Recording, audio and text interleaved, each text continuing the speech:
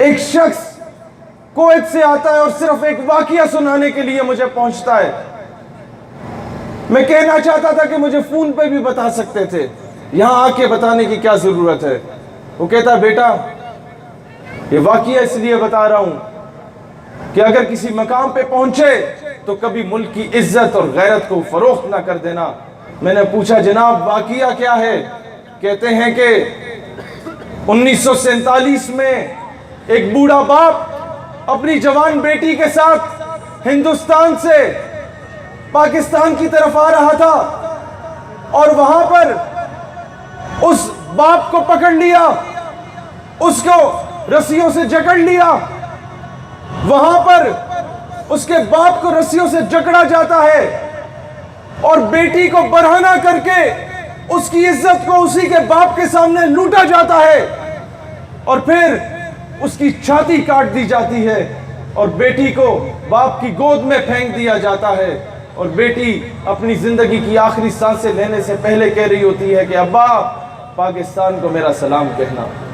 इन कुर्बानियों के बाद जाके पाकिस्तान बना है। आज उस बेटी का कर्ज है हम पे, आज उस मां का कर्ज है हम पे कि एक सिपाही बॉर्डर पास कर गया, गलती से पहरा देते हुए उसे गिरफ्तार कर लिया गया हिंदुस्तान में, एक सिखों के घर में रखा गया और वहां पर जब उसे रखा गया कि सुबह से फौज के हवाले कर दिया जाएगा, वहां पर वो कहता है कि एक बूढ़ी मां आती है और खिड़की से देख के मुझे बदुआएं देती है, फिर चली जाती है। आधे घंटे बाद फिर आती है, बदुआ दे के जाती है, फिर आती है, बदुआ दे के जाती है। मैंने रोक दिया, माँ जी क्या ये बदुआएं किस लिए दे रही हो? उसने कहा कि मैंने पाकिस्तान इसलिए बनाया था कि तुम यहां आके स्मगलिंग कर लो। उसने कहा, माँ जी अव्वल तो पाकिस्तान आपने नहीं बनाया, सिखों के घर में रह रही हो, हिंदुओं के घर में रह रही हो, आपने कैसे पाकिस्तान बनाया? और मैं स्मगलर नहीं हूं, गलती से बॉर्डर पास करा दिए, इन्होंने इल्जाम लगा दिया कि स्मगलर है।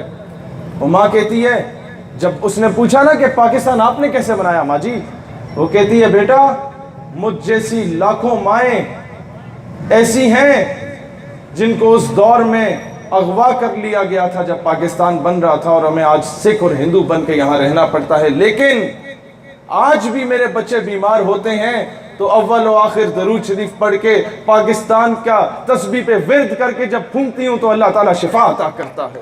उस माँ का कर्ज है हम। दोस्तानी जी वकार,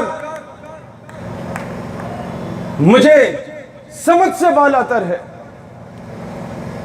इस शहर से अगर 100 मरतबा खुदा ना खास्ता कोई बाहर से शख्स आके किसी की बेटी उठा के ले जाए तो क्या माशरे में मुंह दिखाने के काबिल रहोगे? तो किस मुंह से जाके मगरब के आगे भीख मांग रहे हो जब कौम की बेटी उस जेल में कैद है? किस मुंह से जाके आसिया मलूना को रिहा करने के लिए लाखों लोगों को जेलों में डाला गया?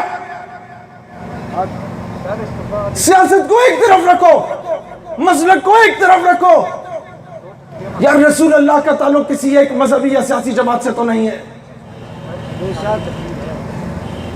किसको राजी कर रहे हैं? बरोज़े हशर वो बहन तुमसे पूछेगी हुक्मरानों कि मेरे पेट को काट के मेरा बच्चा निकाल के उसको रेजा रेजा कर दिया था, तब जाके ये पाकिस्तान मारे वजूद में आया था।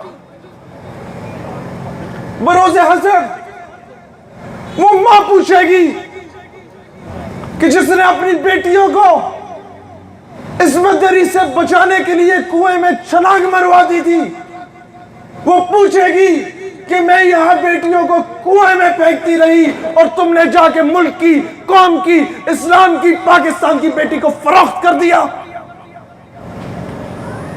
दोस्तान जी वकार, ये जज्बाती बातें नहीं।